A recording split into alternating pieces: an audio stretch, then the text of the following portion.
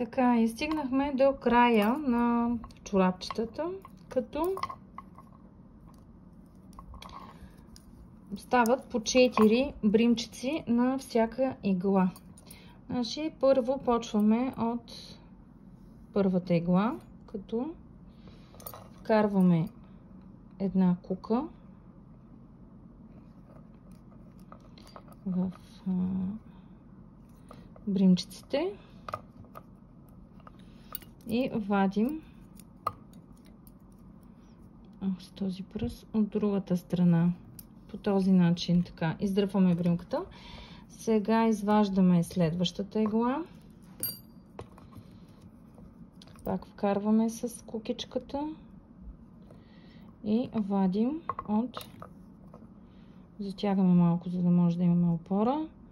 Вадим от другата страна отново на 4-те бримки. Така.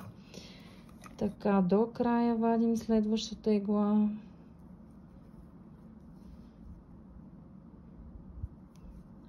Ето вадим следващата игла внимателно. Отново бъркаме в 4-те бримки с куката. Вадим през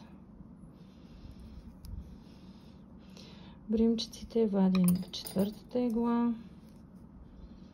И по този начин. Това е най-лесният елементарен начин за завършек на нашите чорапчета. И ето така.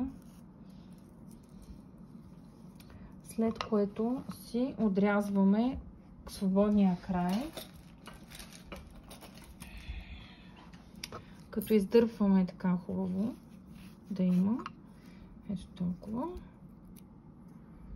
Отрязваме. Издърпваме така.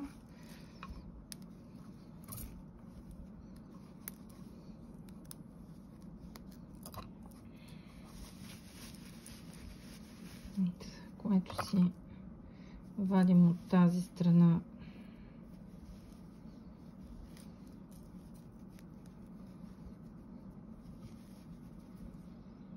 и прокарваме внимателно, за да не се вижда и за да не се разбреда самото чорапче. Внимателно под бримчиците.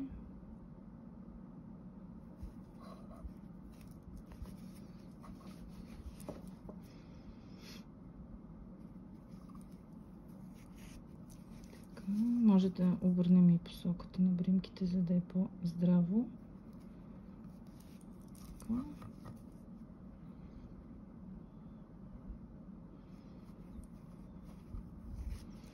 Така.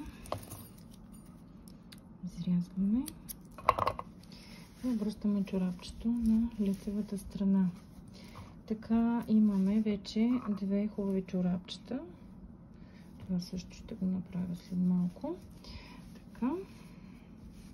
Благодаря ви, че плетахте с мен. Ако искате, може да се абонирате от бутончето и да харесате видеоклипа, за да може да ни подкрепите. Благодаря ви.